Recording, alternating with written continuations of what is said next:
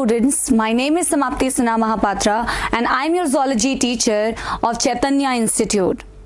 So we were already discussing about the different glands of chemical coordination and integration chapter, and we have discussed about or till the thyroid gland, and in last class we wrote about the two types of the disorders related, two broad categories of the disorders related with the thyroid gland. One was the condition of hyposecretion, other was the condition of hypersecretion, and we mentioned some diseases, some disorders in the hypo condition, low secretion of the thyroid hormone, including simple goiter, including cretinism, myxedema, and Hashimoto's disease. Whereas in case of hyper condition, we mentioned just one disorder, which was exophthalmic goiter. So let's just begin with the disorders now. Students, instead of doing it separately for hypo and hyper, what I like to do is compare two types of goiter that is given in your book, okay? So I'm going to compare two types of goiter. Actually, one is the condition of hypo and other is the condition of hyper, which also means that goiter could be because of hyper, increased secretion of thyroid hormone. It could be also because of the hyposecretion. So it could be both the conditions. So let us first remember the previous regulation that I told you that before understanding the two types of disorders, you need to focus on the regulation of the thyroid gland that I previously discussed. But once more, I have made it. Let's just focus on that part first. Okay, so here with the blue color, I have shown the regulation of the thyroid hormone. What I would like to tell you is, first of all, look at this. This is kind of revision, okay? So we had hypothalamus. Hypothalamus was producing the hormone TSH-RH, which is thyroid stimulating hormone, releasing hormone. This hormone was acting upon the anterior pituitary, and anterior pituitary was releasing the hormone thyroid stimulating hormone, which further acted upon the thyroid gland, and that stimulated the formation of T3 and T4. We also discussed that there are two conditions, one when there is a low level of thyroid hormone and one when there is a high level of thyroid hormone. Both could be regulated by a feedback mechanism. Whenever there is a low level of thyroid hormone, there is a positive feedback given to anterior pituitary. Whenever there is a high level of thyroid hormone, what happens is a negative feedback given to anterior pituitary. Whenever low level of thyroid hormone is there and a positive feedback is given to anterior pituitary, it starts releasing more TSH, which acts more on thyroid gland. Ultimately, more T3 and T4 produced. Once there is a high level of T3 and T4 giving a negative feedback, TSH is reduced, hence T3 and T4 are also reduced. That means maintained back. Now students, this we already discussed. Now let us relate this with the two types of disorder. The first disorder that I am going to discuss is simple goiter. Now simple goiter has another name which is also called as endemic goiter. Students, whenever we talk about goiter, goiter is usually the enlargement, okay? So whenever we are using the term goiter, just understand that goiter means the enlargement of the thyroid gland, okay? Now let us see what this goiter is, how it is different from the other type of goiter. Now once we talk about the simple goiter is a condition of hyposecretion, okay? That's the first thing that you need to remember. So less secretion, okay? Now, simple goiter is mainly because of the deficiency of iodine in your diet. Now, remember the formation of thyroid hormones, iodine was a very, very important component. If you have deficiency of iodine in your diet, that ultimately shows low level of thyroid hormone. Now, what naturally should occur that if you have low level of thyroid hormones, you can easily relate with this part. If you had low level of thyroid hormone, what should have happened is given a positive feedback to anterior pituitary. Am I right? Now, in this condition, exactly that is happening. When you have got low level of thyroid hormone, it is stimulating the pituitary to release TSH. Where is this thyroid? I need more thyroid. It is going to act upon the anterior pituitary to release more TSH, which further acts upon thyroid gland to produce more T3 and T4. But will you see any formation of T3 and T4 if you don't have iodine in your diet? That means nothing is happening even after giving positive feedback. But since your thyroid is being continuously poked, there is an enlargement of the thyroid gland. So that's the condition of simple goiter, mainly because of the deficiency of iodine in your diet. Now, how this simple goiter varies from the other one, which is exophthalmic goiter. Also remember, the other name of exophthalmic goiter is Graves' disease, or it is called as Basedow's disease. Now, I've written something over here in blue color, that is bulged eyes. I would tell you why I've written bulged eyes later on. Alright, this is the condition of hyperthyroidism, which is the more level of T3 and T4. Now, again, goiter means enlargement is going to be seen in both. But once there is a low level of thyroid hormone, all the functioning of the thyroid hormone will be less in, observed in less amount. And whenever you say high, so the functioning will be more in the patient suffering from hypersecretion. Very, very important point to note here is that besides hyper condition, it is also an autoimmune disease. Whenever you use this term autoimmune, we know very well, students, or maybe you may come across this term in further classes. Whenever you define any autoimmune disease, you define it as all the disorders where your own body cells are being attacked by your own antibodies. So what happens? You're not able to distinguish between self and non-self. Usually what happens is we very well know this is the self, this is the non-self. We don't need to attack these self cells because that is our own.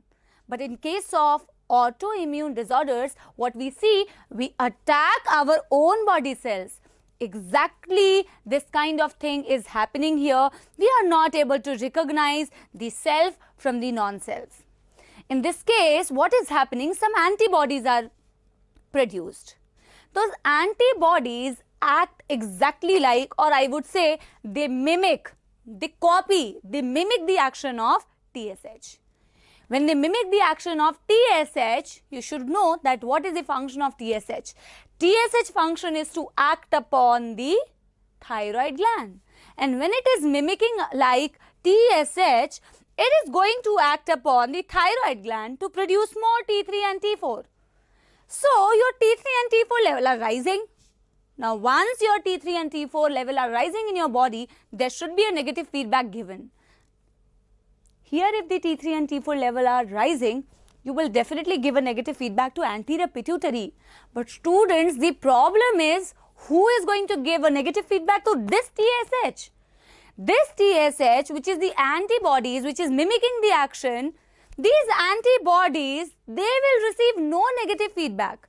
And once they receive no negative feedback, they are only continuously stimulating your thyroid gland, but no negative feedback if received. Continuously T3 and T4 will rise in your body, and this hyper condition is followed by bulging of the eyes.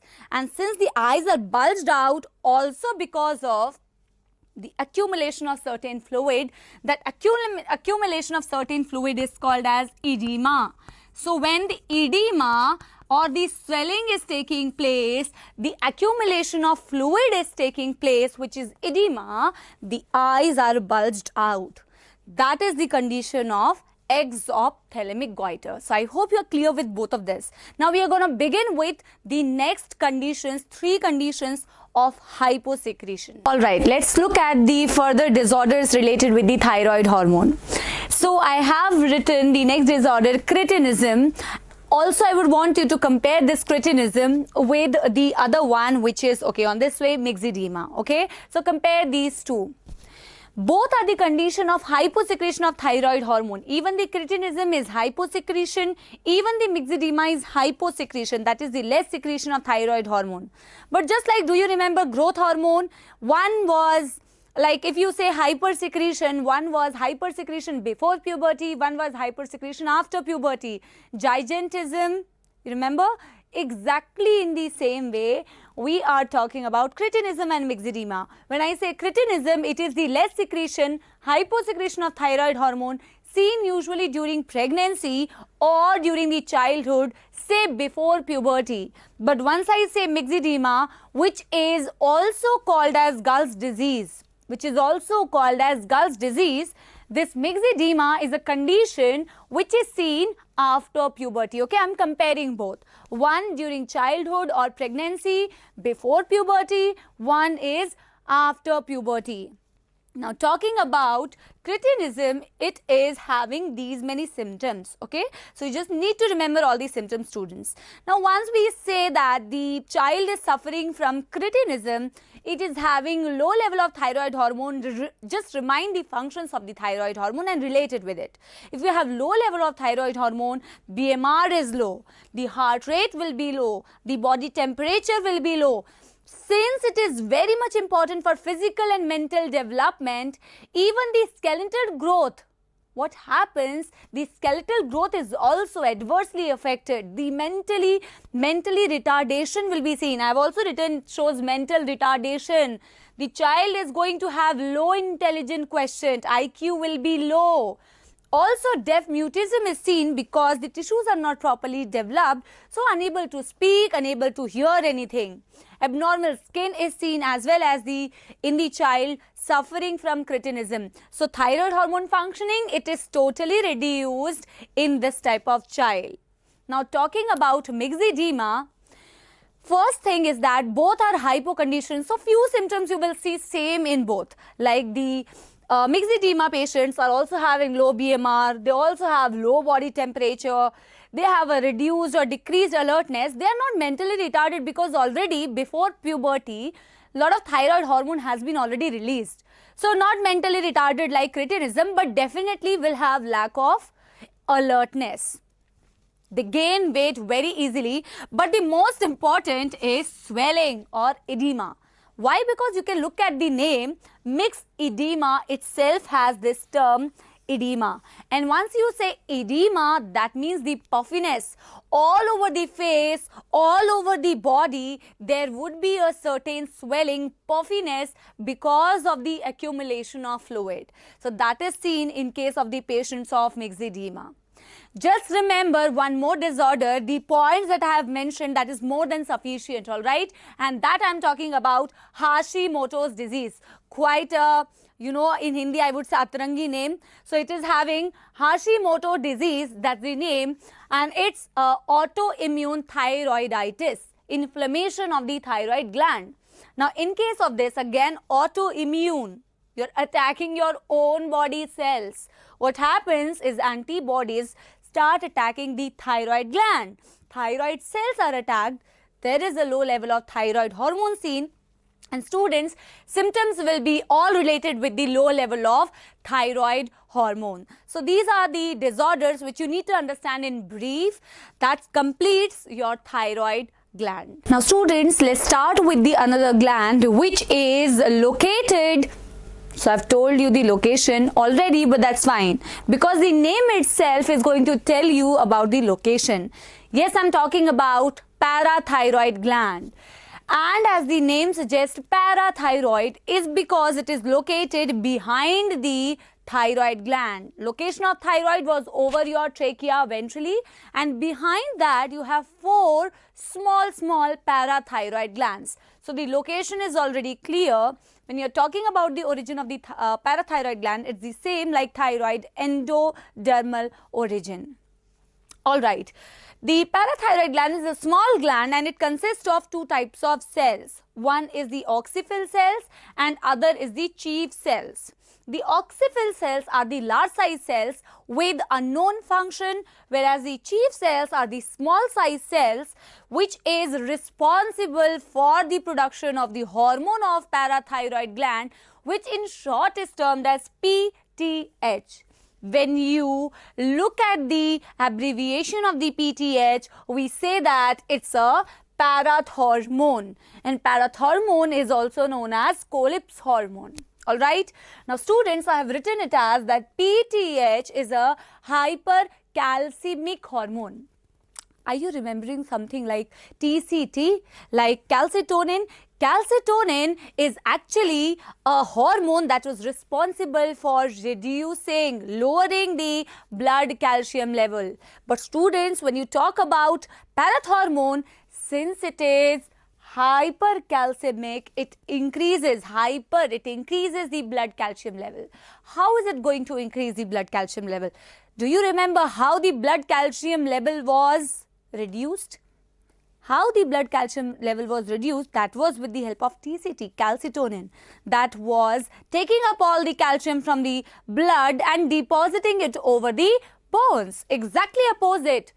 I would say antagonist. Antagonist hormones act opposite to each other. So it is acting exactly opposite, and it is taking all the calcium from the bone and it is bringing in the blood.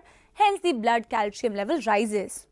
And in this following flow chart, students, that is going to be very, very easy. I have already mentioned that parathormone plays a major role in calcium homeostasis, but it is maintaining the calcium homeostasis along with the another hormone, TCT of thyroid or calcitonin of thyroid. Let us look at how they are maintaining the calcium homeostasis. So we have got two conditions. One is the level of blood calcium very, very high. Other is the condition when you have a very low level of calcium. Now students, ultimately when you have a low blood calcium level, you need to increase that. How will you increase that? Is by signaling the parathyroid gland to produce more parathormone. So low level of calcium level is going to release more parathormone, whereas high level of blood calcium is going to release more calcitonin. Are you getting my point? Low calcium level releasing more parathormone, whereas high blood calcium level releasing more calcitonin. Once in high blood calcium level, more calcitonin is released. Calcitonin is ultimately going to reduce that blood calcium level by depositing it over the bone. Once everything is deposited over the bones, you will ultimately see that blood calcium level is reduced. Once you see blood calcium level is reduced too much, again parathormone is released, acting upon your bones, again brings the calcium from the bones into the blood. So the blood calcium level rises. Not only that, parathormone can act upon the kidney, and kidneys can in response produce the hormone calcitriol, students, and this calcitriol can act upon your GI tract, which is gastrointestinal tract, and from there also it can promote more absorption of the calcium ion, and once more calcium is absorbed from the GI tract, your blood calcium level rises. So parathormone promoting kidney, again releasing calcitriol from it, calcitriol acting upon GI tract, calcium is reabsorbed, calcium level rises. Alright, now let us look upon the disorders related with the parathormone or parathyroid gland. Students, the disorders are very, very easy. One of the disorder is parathyroid tetany, and the second disorder is osteitis fibrosa cystica. Okay, the name seems to be quite difficult, but the disorder is very, very easy. First of all, let us see parathyroid tetany. So you might have heard about tetany, which is the contractions, right? When you say parathyroid tetany, the very first thing that you need to remember is it is a condition of hypoparathyroidism, means there is a low level of calcium. Where is this low level of calcium? This low level of calcium is seen in ECF. And when you say you have low level of calcium in the ECF, what is happening is sustained contractions. Sustained contractions of neurons and muscles, they are continuously depolarizing. Sustained contractions, continuous contractions, because they are continuously being depolarized. And why they are continuously being depolarized? because of one of the conditions that I have written on top. Calcium ion students, in neural control and coordination, you must have heard that calcium is very important to block the sodium channels. If in any way the sodium channels are not blocked, the continuous depolarization of the neurons muscles will take place, and continuous depolarization leads to the sustained contractions, which leads to parathyroid tetany. So A, number 1 point you remember that it's a condition of hyposecretion of parathormone, low level of calcium in the ECF, and that leads to sustained contractions. Now, number 2 disorder is osteitis fibrosa cystica. Osteitis, os term is definitely related with your bones, and parathormone is also somewhere related with your bones. When we say osteitis fibrosa cystica, what is happening? First thing, it's a condition of hypersecretion of parathormone. If it is a hypersecretion of parathormone, I've written it hyperparathyroidism, which means more parathormone is released. Now, when more parathormone is released, more calcium and phosphate releasing from the bones, right? Because that is going to increase the blood calcium level. Once more and more calcium is going out of bone, what is happening to this bone? More calcium removed from this bone, pores are created. And these pores, with the over period of time, is replaced by the fibers. That is why it is called as osteitis fibrosa cystica. Getting my point? Bones are becoming extremely weak. Also, there is a probability, since a lot of calcium is being increased in your blood, there is a very good chance of the person suffering from stones. So, stones of kidney and gallbladder is very commonly seen, because you know that one of the very important reasons to form stones is some of the salts, and if you have more level of calcium, that gives a very good chance of formation of stones in your kidney or in your gallbladder. So these are only the 2 disorders related with your parathyroid gland. Next, we are going to discuss about a very small gland, that's the thymus gland. Alright, now let's look upon the next gland, very small gland, thymus gland. Small but very important. Now, when you look at the thymus gland, the origin of the thymus gland is endodermal. When you look at the location, it is located on the ventral side of the heart and aorta. Ventrally on the heart and aorta, but behind or posterior to the sternum. That's the location of the thymus, ventral side of the heart and aorta. It is also divided into 2 parts. There is the outer part called as the cortex. There is the inner part called as the medulla. Exactly like this, we are going to see that adrenal gland also has these 2 types of division. Now, once you say the cortex part, it has a more compactly packed or more number of thymocytes. Thymocytes are the cells of the thymus. But when you talk about the innermost side of the thymus gland, it is called as medulla. It is also having some thymocytes, but it has a phagocytic cell which is called as Hazel's corpuscles. Hazel's corpuscles are the phagocytic cells present inside the medulla of the thymus. Now, what is the hormone of thymus? Hormone of thymus is called as thymosins. This I have written, the name of the hormone is thymosins. Now, student, I have written it over here that thymus is also called as the primary lymphoid organs. Now, in the chapter Human Health and Diseases, somewhere you will come across 2 types of lymphoid organs. One is the primary lymphoid organ, other is the secondary lymphoid organ.